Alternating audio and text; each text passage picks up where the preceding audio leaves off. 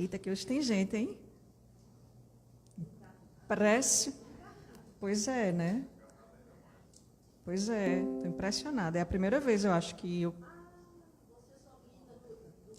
Não, eu vim depois, né, algumas vezes, mas tinha bem menos gente. Tipo, isso, eu acho que tinha 25% só do que tem aqui. Bom, é uma honra para mim estar aqui, né, essa noite. Espero que Deus possa me utilizar como instrumento de fala e que, através dessa mensagem, dessa reflexão que eu trago para a gente fazer essa noite, que ela possa ser frutífera e que possamos sair daqui hoje mais leves, né? Eu acho que a proposta do Evangelho, de trazer o Evangelho para as nossas vidas, é essa, é de nos tornarmos pessoas mais leves, mais saudáveis emocionalmente, estar em sintonia com o nosso divino, alimentar o nosso espírito, a nossa alma, que muitas vezes a gente, não por mal, mas por invigilância mesmo, por falta de cuidado com nós mesmos, deixamos tão em segundo plano, né? Então, é isso, meus amigos. O tema que eu trago, né, para a gente refletir é: não andeis ansiosos. Quando a gente para pensar ou para falar, para conversar sobre esse tema, todo mundo tem alguma história, todo mundo tem alguma coisa, todo mundo tem algum exemplo a dar. Seja a própria pessoa, alguém em casa, alguém na família, ou a própria família. E quando a gente pensa que há 2000 anos atrás, o nosso Mestre Jesus falava sobre isso, né? Não só em uma passagem, mas em mais de uma passagem no Evangelho. Ele traz essa reflexão e compartilha ela com aqueles que o escutavam. Então, é um tema que ele está sempre atual. Muda-se o cenário, muda-se as vidas, as existências aqui na Terra, e as dificuldades são outras, elas se renovam, e a gente precisa da permanência, a gente precisa sentir a segurança que o Evangelho, que o amor de Deus traz para a gente, através da palavra do Cristo. Então, quando a gente para pensar, trazer um pouco do Evangelho para a nossa realidade, para a nossa vida, a gente pode pensar que a gente vive num mundo tão ansioso, num mundo onde tudo é tão urgente, é tudo tão para ontem. Tudo nos convida a não estar com a atenção plena, com a atenção devida, mas sim com fragmentos da nossa atenção para várias coisas ao mesmo tempo. E são tantas informações. Existe uma disputa de mercado por um pouquinho da nossa atenção. Isso em vários segmentos, né? E o mercado está todo tempo brigando por isso, por esse pedacinho da nossa atenção. E a gente está meio que refém disso sem perceber, muitas vezes, né? Porque eles pegam justamente nos nossos momentos de distração, de desconexão. E esse ritmo é um ritmo ditado por eles, né? É um ritmo ditado pelo marketing digital, né? Pelas mídias sociais. Então, tem os exemplos aí do TikTok, Instagram, mensagens cada vez mais curtas, mais rápidas, e isso vai condicionando o nosso cérebro a só conseguir visualizar ou captar mensagens cada vez mais curtas. E isso vai tirando da gente a nossa capacidade de se aprofundar, de refletir, de pensar de uma forma mais profunda sobre um determinado tema, sobre um estudo, de fazer uma leitura um pouco mais comprida. É natural, hoje em dia, a gente vê os jovens, os mais jovens, né, os que já nasceram com toda essa tecnologia à mão, terem dificuldade de se concentrar, de focar por muito tempo em alguma coisa. E a gente vive em meio a essa tempestade, né? Daí tem os grupos de WhatsApp, né, também. E, enfim, por aí vai, né? E quando a gente consegue se libertar um pouquinho do nosso aparelhinho, do nosso smartphone,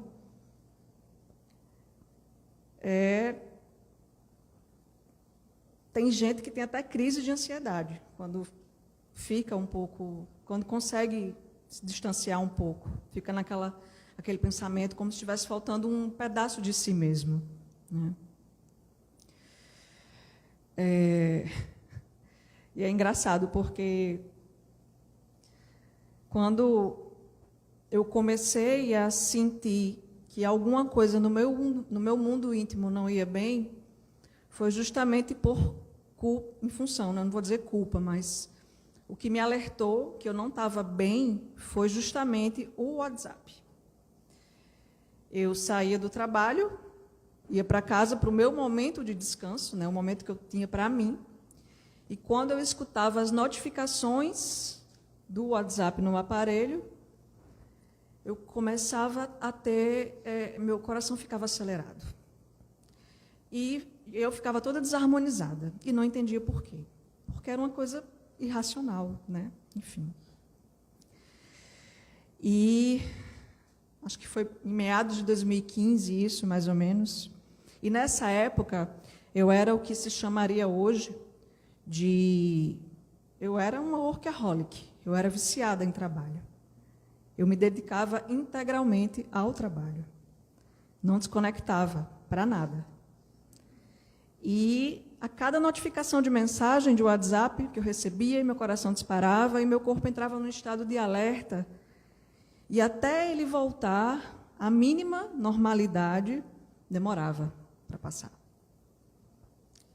E até eu me conectar de volta, né, demorava. Era um custo. E as consequências disso vocês até podem imaginar, né? Então, para resumir, até eu tomar consciência e não me sentir mais culpada por não estar disponível para o trabalho todo o tempo, demorou. Foi muita terapia, espiritualidade, medicação. E esse cuidado que eu passei a ter comigo é um cuidado que eu entendi que só eu poderia ter. Porque, infelizmente, essa postura de estar sempre pronto para o trabalho, de estar sempre à disposição, ela é admirada e aplaudida pelas empresas. E quando você, às vezes, tenta colocar algum limite para ter seu tempo de descanso, para ter seu tempo de qualidade, você poderá ouvir coisas do tipo, acho que você está desmotivado. Eu acho que você não está mais vestindo a camisa da empresa. A camisa da empresa, né? A camisa de força. Né? Tem até um meme que fizeram disso, né? Com a Aline Moraes, a personagem que ela fez na novela aí. Vestindo a camisa de empresa, saindo com a camisa de força, assim. É isso. Então, até você entender que o problema não é você, não está com você, e sim nesse sistema, nessa relação doentia de trabalho que existe hoje, é difícil. Então, requer que nos voltemos para dentro, requer que a gente se conecte com o nosso verdadeiro propósito. A ausência de comunhão com Deus, a ausência de vivência, né? A falta de comunhão com o Evangelho, a falta de vida interior, traz essas ansiedades, traz esse excesso de preocupação, porque passamos a olhar apenas para o mundo exterior, para aquilo que é feito, para aquilo que é determinado, para aquilo que é colocado como regra pelos homens. E a gente fica vibrando nessa frequência de preocupação, de competição, né? E eu preciso dar mais, o que eu estou fazendo ainda não é suficiente. E essa sensação de insuficiência adoece. A gente passa a ser o nosso maior inimigo. Então, quando no Evangelho, Jesus chega e diz,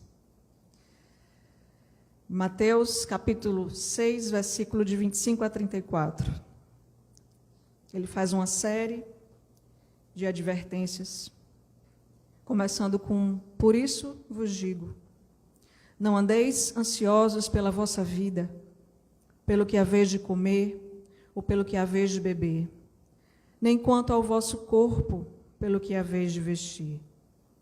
Não é a vida mais do que o mantimento, e o corpo mais do que o vestuário? Percebam que ele coloca a seguinte reflexão. A advertência do Mestre é chamando a nossa atenção para o que é mais importante. Aí ele continua, olhai as aves do céu, que nem semeiam, nem ceifam, nem ajuntam em celeiros. E vosso Pai Celestial as alimenta. Não tendes vós muito mais valor do que elas? Quem de vocês, por mais que se preocupe, pode acrescentar uma hora que seja a sua vida? Porque vocês se preocupam com roupas? Vejam como crescem os lírios do campo. Eles não trabalham, nem tecem. Contudo, eu lhe digo que nem Salomão, em todo o seu esplendor, vestiu-se como um deles. Se Deus veste assim a erva do campo, que hoje existe e amanhã é lançada ao fogo, não vestirá muito mais a vocês? Pois, em primeiro lugar, o reino de Deus... põe em primeiro lugar o reino de Deus e sua justiça, e todas essas coisas lhe serão acrescentadas. Portanto, não se preocupem, dizendo, o que vamos comer, ou o que vamos beber, ou o que vamos vestir. Pois os gentios é que correm atrás dessas coisas, mas o Pai Celestial sabe que vocês precisam delas. Portanto, não se preocupem com o amanhã, pois o amanhã se preocupará consigo mesmo. Basta a cada dia seu mal. No verso 25, primeiro, ele adverte, não andemos ansiosos. Dos versos 26 ao 30, ele explica, ele meio que fundamenta por que não devemos andar ansiosos, né? Ele dá alguns exemplos se referindo à própria natureza, à condição dada por Deus de sobrevivência, para que nós, como pertencentes também à natureza e filhos de Deus, também dispomos desses recursos naturais. E a gente precisa estar atento ao que de fato importa. Veja que ele enfatiza bem, né? Buscai primeiro o reino de Deus e sua justiça. Ou seja, é preciso que estejamos abastecidos do amor de Deus, porque vem dele, vem desse amor, a conexão necessária para que a gente precise estar saudável, para que possamos receber da vida as outras coisas.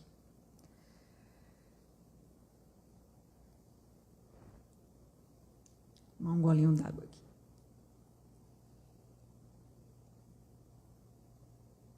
E o porquê, né, dessa advertência? A gente gasta muita energia, a gente perde muito tempo com coisas que não são permanentes, com coisas que são passageiras, né?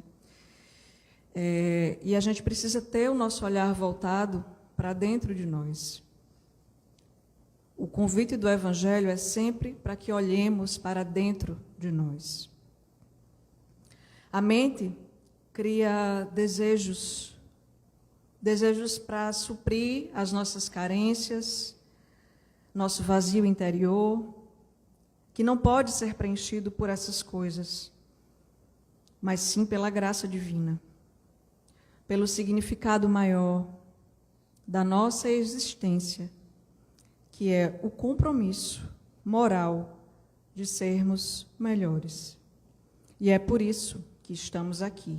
Esse é o sentido da nossa vida, da nossa existência.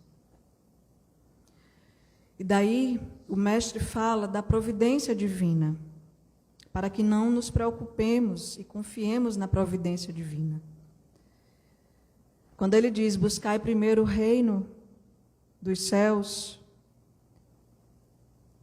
é porque nós precisamos estar alinhados com os valores do Cristo. Ele é o nosso guia, ele é o nosso modelo, e a partir disso, é como se fosse a nossa base forte, para que a gente possa viver. Acordar de manhã, fazer a nossa prece, nos preparar espiritualmente para cumprir com as nossas obrigações. Por que nos preocuparmos com o amanhã, quando, na verdade, nós só temos o presente? A gente tem muita dificuldade de estar presente. Prestem atenção, é normal, hoje em dia, por exemplo, numa roda de pessoas conversando, as pessoas estarem atentas ao que o outro está falando. Principalmente se ela tiver com o smartphone na mão. É um negócio quase que a pessoa começa a falar, o outro já pega o smartphone. Entende? Então, a gente vive um problema muito sério de falta de atenção. E essa incapacidade de estar presente, de estar aqui, agora, nos tira a capacidade de nos conectarmos com Deus, de fazermos uma prece sincera de coração, de meditarmos, de refletirmos, de contemplarmos um pôr do sol. A gente mora numa cidade litorânea com tantas belezas naturais, né? E um exercício maravilhoso para quem não consegue meditar, para quem tem dificuldade. Chega na beira da praia, para quem acorda cedo, vê o nascer do sol. Vai para o outro lado, vê o pôr do sol. É um exercício contemplativo maravilhoso e com propriedades antidepressivas, inclusive.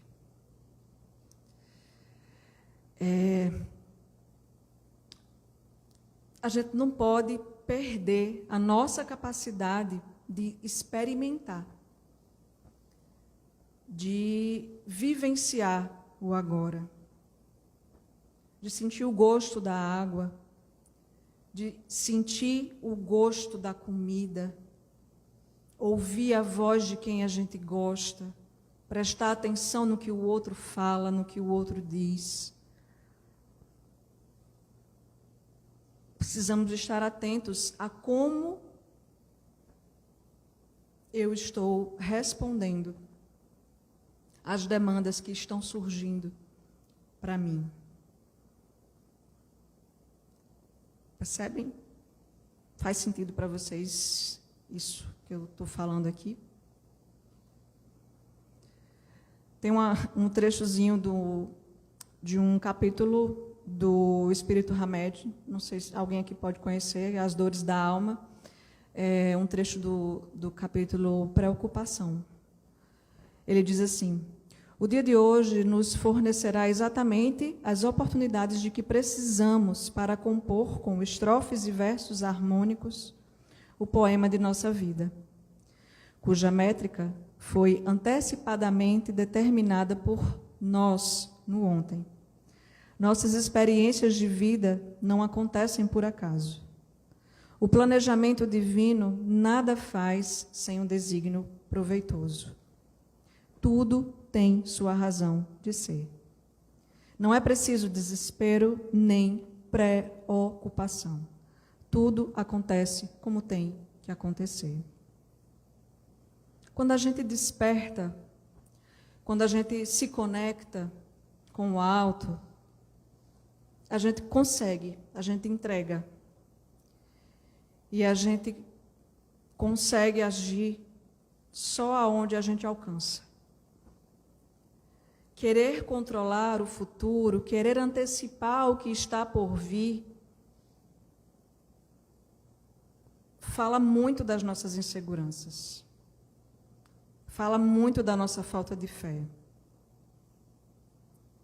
Porque em algum momento, nessa confusão toda, a gente acredita que a gente tem algum poder sobre o que está por vir.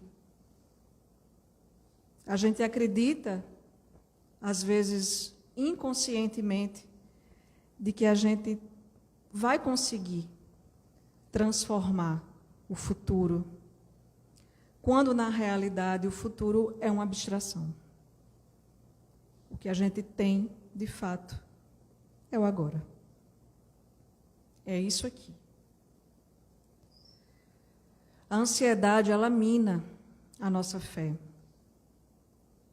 Tem até uma frase, eu não lembro de quem que é, que diz assim: aonde começa a ansiedade, termina a fé. A ansiedade, ela distorce a realidade, distorce os fatos. A nossa capacidade de refletir fica totalmente comprometida. E essa ausência de estar no agora, de estar no presente, de comunhar com o nosso guia, com o nosso anjo guardião, com Deus, com Jesus, traz essas atribulações dentro do nosso ser, dentro do nosso íntimo. A falta de confiança, a falta de fé, a descrença, tudo isso machuca demais a gente. E a nossa luta, que estamos aqui nessa experiência passageira, que é a vida na Terra, precisamos estar atentos a como está aqui dentro. Estar conectado com Deus é o alimento que a nossa alma precisa, para que nas atribulações a gente não se perca, a gente não se desespere, para que não sejamos sequestrados emocionalmente, porque estamos vivendo dias difíceis. Passamos recentemente por dias muito difíceis. Tivemos que lidar com a imprevisibilidade batendo à nossa porta. Tivemos que nos isolar e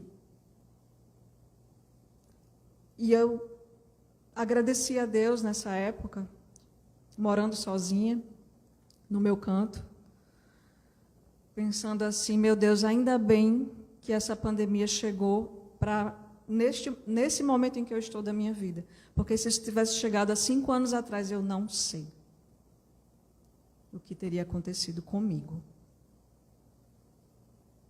Porque foi a fé, foi o acreditar que a vida não termina com essa existência. Foi por causa da possibilidade de assistir palestras no YouTube, de fazer leituras edificantes, de fazer o trabalho aqui na Casa da Campanha do Quilo todos os sábados, que me deu a base, o sustento necessário para lidar naquele momento com toda a imprevisibilidade da vida, com a falta de emprego. São questões muito nossas, é uma realidade bem próxima e que a gente está sentindo as consequências disso ainda e muito. A quantidade de pessoas desempregadas, a quantidade de pessoas pedindo aí afora é assustador. E lidar com isso não é fácil. A gente, às vezes, tem aqueles momentos que a gente tenta esquecer um pouco, abstrair, mas quando a gente para pensar com clareza e se a gente não tiver uma fé, se a gente não cultivar a nossa vida interior, a gente pode sucumbir. Tem uma outra passagem no Evangelho que eu trouxe para a gente refletir um pouco também acerca de tudo isso aqui. É uma passagem de Lucas, capítulo 10, versículo de 38 a 42. Aconteceu que, indo eles de caminho, entrou Jesus numa aldeia, e certa mulher, por nome Marta, o recebeu em sua casa. E tinha esta uma irmã chamada Maria, a qual, assentando-se também aos pés de Jesus, ouvia a sua palavra. Marta, porém, andava distraída em muitos serviços. E, aproximando-se, disse: Senhor, não se te dá de que minha irmã me deixe servir só? Dize-lhe que me ajude. E respondendo, Jesus disse-lhe: Marta, Marta, estás ansiosa e afadigada com muitas coisas, mas uma só é necessária. E Maria escolheu a boa parte, a qual não lhe será tirada. Novamente, Jesus nos chama à reflexão. A que estamos dando importância? Qual a nossa prioridade? Essa passagem do Evangelho é tão a cara da gente, né? Da nossa vida, do nosso dia a dia. A gente está sempre tão preocupado. Preciso lavar o carro está sujo. Preciso fazer faxina na casa. Preciso fazer isso, aquilo. E a gente se dá tão pouco tempo para alimentar o nosso espírito, que é o que de fato permanecerá. Porque aquilo que a gente absorve, o conhecimento do Evangelho, quando a gente se debruça e começa a meditar nele, como eu já falei aqui outras vezes, a palavra ela é viva, então ela está sempre nos trazendo coisas novas, dependendo de como a gente está. A gente se fortalece tanto, a gente fica tão mais preparado, a gente fica tão mais em paz com toda essa loucura que nos cerca. E cuidar da nossa casa mental, do nosso mundo interior, que não vai ser comido pelas traças, é o nosso grande desafio. Por isso que Jesus disse também, em um outro momento, que não podemos servir a dois senhores. Porque a gente não pode estar em dois lugares ao mesmo tempo. A gente precisa estar conectado e querer estar conectado com os valores do Pai. Marta, ela estava muito preocupada com a aparência da casa, com o externo, né? Como ela ia aparecer, como a casa dela ia aparecer, para aquela visita tão importante, né? Que era Jesus. Ao passo que Maria estava preocupada com o que ela ia absorver da palavra do Cristo, da fala de Jesus.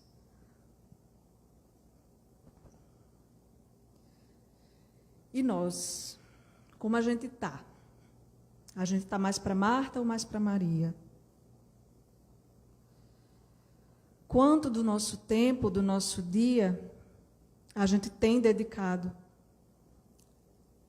à mensagem do Cristo, a ouvi-lo?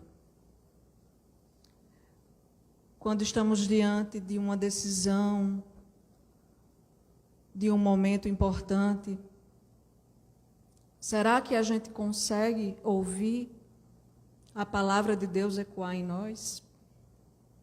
Ou será que a gente entra numa vibração de desespero e agonia, achando que a solução está em nós, ou pior, no mundo, nos outros? A nossa esperança, a nossa fé, ela tem que estar conectada com Deus. Ela tem que ser viva, abastecida em nós.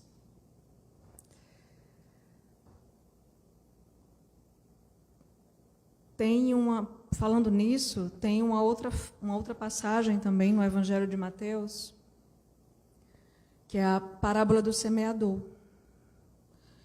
que ele conta a seguinte história.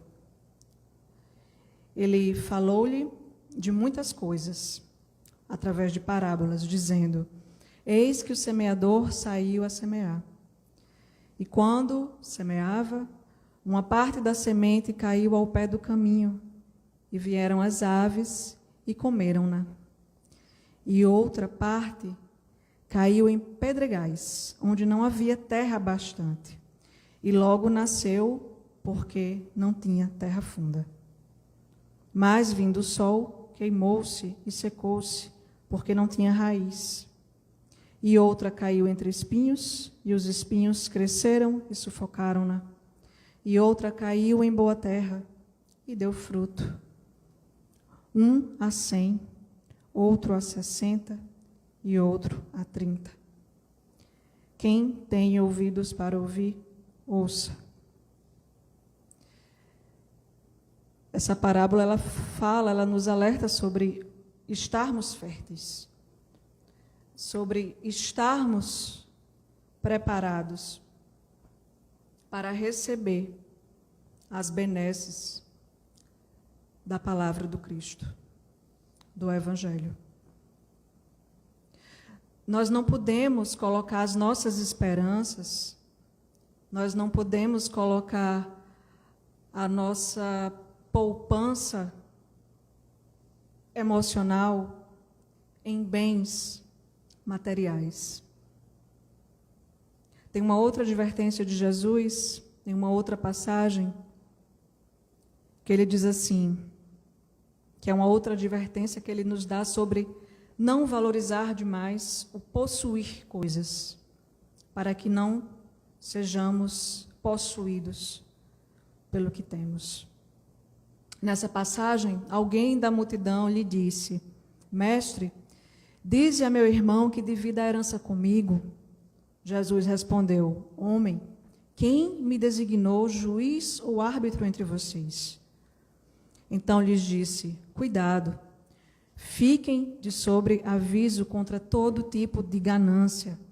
A vida de um homem não consiste na quantidade dos seus bens. Então, lhes contou esta parábola. A terra de certo homem rico produziu muito. Ele pensou consigo mesmo: o que vou fazer? Não tenho onde armazenar minha colheita. Então disse: já sei o que vou fazer.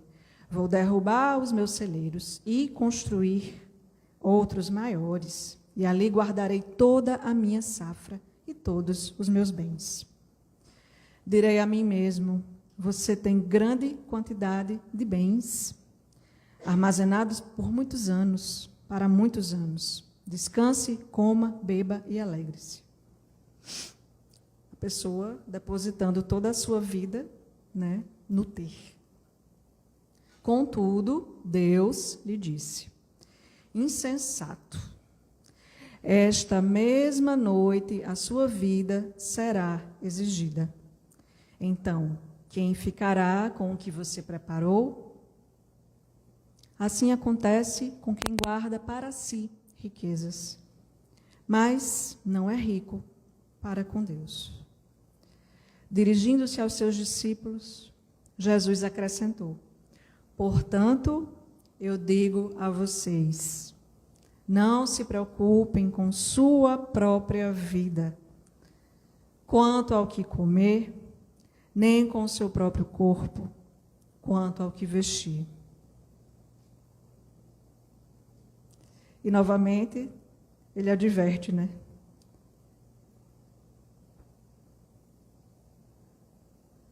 E essa advertência de Jesus, tão presente aqui, é para que a gente não seja dominado pelo capitalismo, por esse mundo tão materialista, para que a gente não se deixe iludir pelo que o dinheiro pode comprar, pelo que o dinheiro pode trazer, para que não sejamos possuídos por mamon, pelas coisas do mundo. Essa é a advertência, para que a gente não inverta a ordem das coisas. A gente precisa primeiro alimentar a nossa alma, para que o nosso terreno fique fértil, para que os ensinamentos de Deus,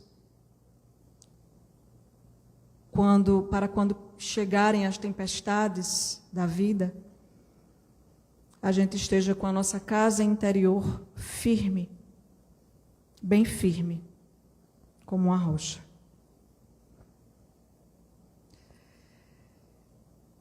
E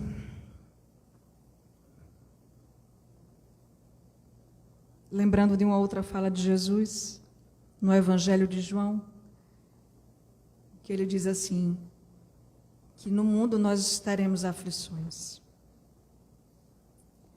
Mas eu lhes falei tudo isso para que tenham paz em mim. Aqui no mundo vocês terão aflições. Ele não disse que nós não teríamos. Mas animem-se, pois eu venci o mundo. Ele sempre deixou muito claro na sua mensagem que ele estaria conosco, que ele estaria fazendo parte de todos os momentos das nossas vidas, desde que assim quiséssemos. Então, a gente precisa confiar mais. A gente precisa se debruçar mais nas mensagens que ele, com tanta amorosidade, com tanto empenho, veio aqui na Terra para nos ensinar. E, para finalizar, tem uma mensagem do Paulo, no livro de Filipenses, em que ele diz assim: alegrem-se sempre no Senhor. Novamente direi, alegrem-se. Seja a amabilidade de vocês conhecida por todos. Perto está o Senhor. Não andem ansiosos por coisa alguma, mas em tudo, pela oração e súplicas, e com ação de graças, apresentem seus pedidos a Deus. Quando ele fala em oração com ação de graças, é para que a gente coloque o nosso sentimento de gratidão a Deus. Porque nós estamos aqui por graça de Deus, não é por mérito. E ele continua: e a paz de Deus, que excede todo o entendimento, guardará os seus corações e as suas mentes em Cristo Jesus. Pela atenção de vocês, meu muito obrigada. Excelente noite a todos.